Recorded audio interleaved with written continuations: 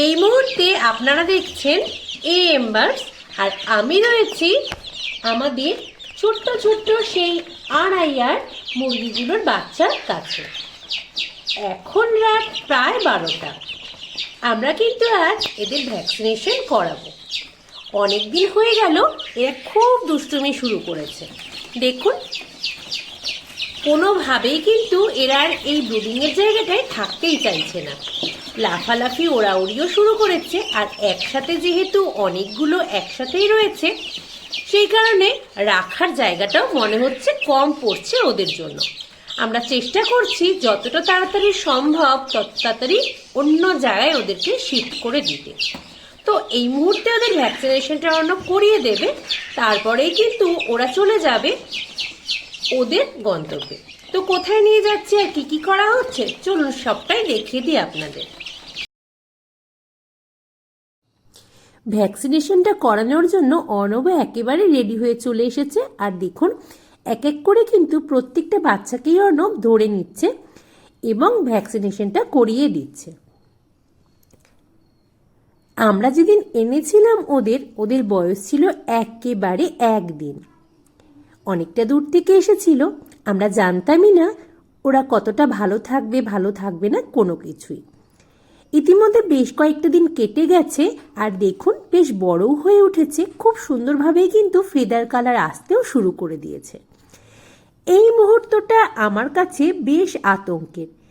আমি এই ভ্যাকসিনেশনের ব্যাপারটার থেকে নিজেকে সবসময় দূরে রাখার চেষ্টা করি, আর যখনই এই বাচ্চাগুলোর প্রতি এই সময়টা আসে আমার কিন্তু বেশ আতঙ্কের মনে হয় এই সময়টাকে। দেখুন কতটা দুষ্টু হয়ে উঠেছে ওরা। ওদের কিন্তু কোনোভাবেই আর এখানে রাখা সম্ভব হয়ে উঠছেই না। তাই আজ আমরা ঠিক করেছি ভ্যাকসিনেশনের পরেই এদের অন্য জায়গায় শিফট করে দেব। দেখুন একে একে বেশ অনেকগুলো মুরগিরই কিন্তু ভ্যাকসিনেশন করানো হয়ে গেছে। আর পাশেই দেখুন ছোট্ট ছোট্ট কোয়েলের বাচ্চাগুলো, যেগুলো কয়েকদিন আগেই ইনকিউবেটরে ফোটানো হয়েছিল। আর এই মুরগির বাচ্চাগুলো যদিও এখনো এই ব্রুডারটার বাইরে বেরোয়নি, কিন্তু দুষ্টুমি একটুও কম নেই এদের। যখনই সুযোগ পাচ্ছে ওপরে উঠে যাচ্ছে, কখনো বা জানলার ওপরেও।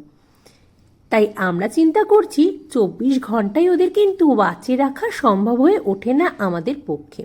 কোনোভাবে যদি ওরা এই ব্রুডারটার বাইরে চলে যায়, কর্নারের যে খাঁজগুলো রয়েছে, আমরা যদি কোনোভাবে অসতর্ক হয়ে পড়ি তাহলে কিন্তু কোনো রকম বিপর্যয় ঘটতে পারে।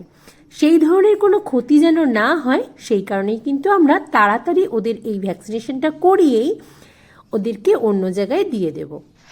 অঙ্কুশও কিন্তু ইতিমধ্যেই এসে গিয়েছে, আর ও অপেক্ষা করছে কতক্ষণে এই বাক্সবন্দি বাচ্চাগুলোকে গিয়ে রিলিফ করে দেবে।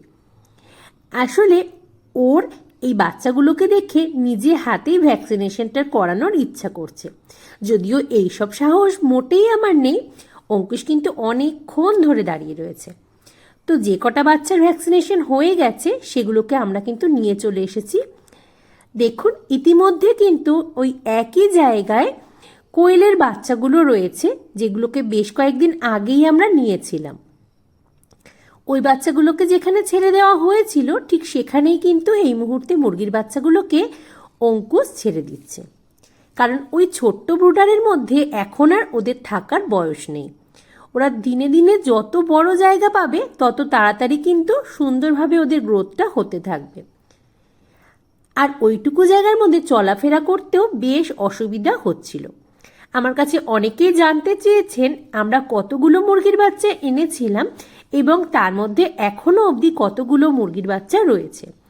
আমরা ওই দূরের ফার্মটার থেকে মোট 100টা বাচ্চা এনেছিলাম, যার মধ্যে থেকে কিন্তু পরপর দুদিনে 3টে বাচ্চা মারা গিয়েছে। বাকি 97টা বাচ্চা এই মুহূর্তে আমাদের ফার্মে রয়েছে। আমরা জানি না ওরা বড় হওয়া অবধি আর কোনো ক্ষয়ক্ষতি হবে কিনা, তবে আমাদের মতো করে আমরা অবশ্যই চেষ্টা করব ওদেরকে খুব ভালো রাখতে।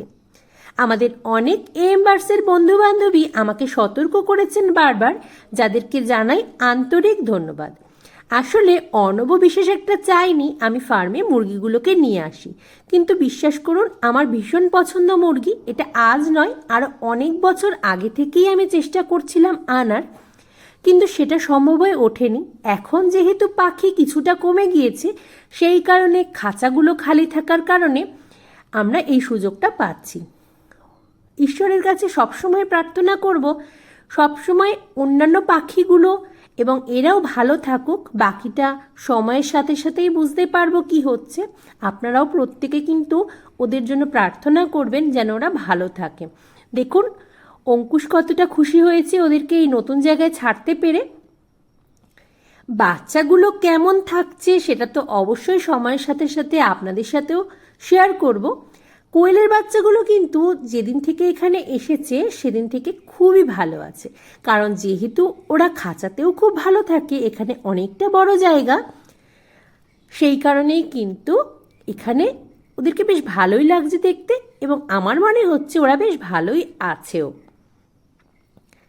আপনাদের অনেকের মনেই প্রশ্ন থাকতে পারে যে কোয়েল এবং মুরগি আমরা একসাথেই রাখতে চাই কিনা। না, আমরা কিন্তু এই মুহূর্তে যেহেতু কোয়েলগুলো এবং এই মুরগির বাচ্চাগুলো দুটোই খুবই ছোট, সেই কারণে এখানে এনে ছেড়ে দেওয়া হয়েছে। দেখুন একসাথে ওদের কিন্তু দেখতে খুবই সুন্দর লাগছে, যদিও আগামীতে ইচ্ছা আছে ওদেরকে সেপারেট করে দেওয়ার।